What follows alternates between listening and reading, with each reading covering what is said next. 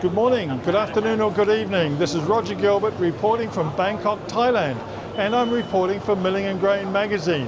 Why am I in Bangkok? I'm attending Victam Asia and VIV Nutrition and Health. Two co-located events happening right at the moment. BITEC, which is the exhibition centre right in the city. And I'm pleased to say I'm on the exhibition floor and I'm in Tietjen's stand and I'm talking to Thomas Runde. He's the managing director and he's going to tell us a little bit about dust explosions or the prevention of dust explosions. So welcome, Thomas. Hey, good morning, Roger. How are you doing? Good. How's the show been, Thomas, so far? So fantastic, I have to say. It's the second day and we are very much looking forward to customers come along. And yesterday it was already a blast for us, so we are very positively for the next 2 days. Yeah, and Thomas, we were talking earlier about internationalism around dust explosion related to equipment. What's your view on that? What's your take on that? Yeah, I mean, explosion risk is something we have to handle and have to face.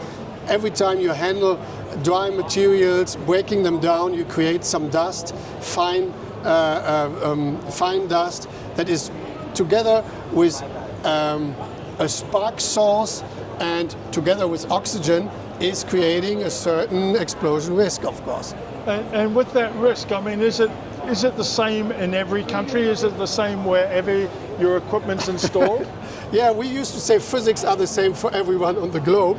So when breaking down materials, we work a lot with the physics, and basic physics also create these dusts, and therefore the risk is the same everywhere, yes. Yeah, and what do you do about it? Do you provide the same equipment every time, or is it different installation in a different country? I notice you've got some nice banners back here. Yeah, I mean, as you can see here on the right, you see one of our grinding modules, we call it. That is an integrated grinding system. And this grinding system is, you don't see it at the first glance, but when you get into the topic, you can see it quite well. It's basically a capsulated system which is enforced and is tightened in a way that it keeps a potential explosion inside the system. And let's say it releases the pressure but keeps any spark and any fire inside. Yeah, and is that the same no matter where you install your equipment? Yes, it is, because we basically now follow the philosophy to have ATEX rated system around the globe. We know that a lot of these systems,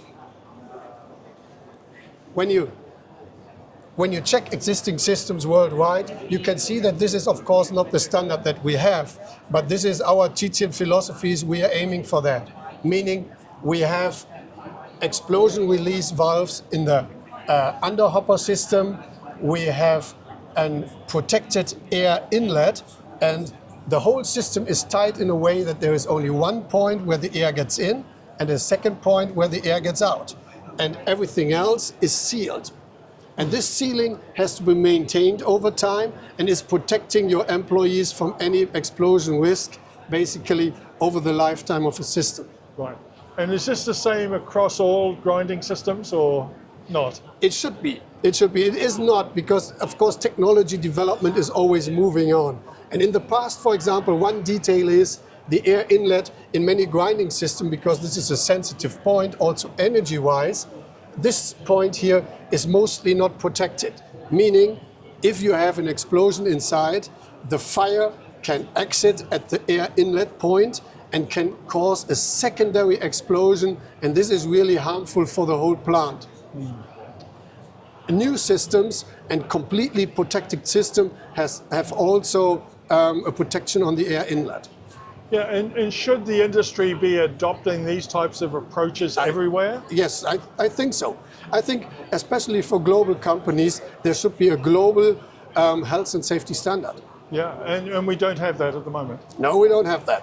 Because we have, of course, we have to say, excusing the situation as of today, we have older systems in the market, we have latest developments in the market, and of course, the companies should have the chance and the time to adopt to the current standards that are latest developments. And should we have a certification, do you think, for particularly around dust control in a mill? Should there be a certification that mills should meet? Yeah, we have the regulations in Europe. We know what regulations we have to comply with, and every plant owner also knows that. But those are, of course, different from country to country, from continent to continent. So if I understand you correctly, you're saying that workers in one country are more protected than workers in another, and they may be working for the same international organization? That might be the situation right now, yes.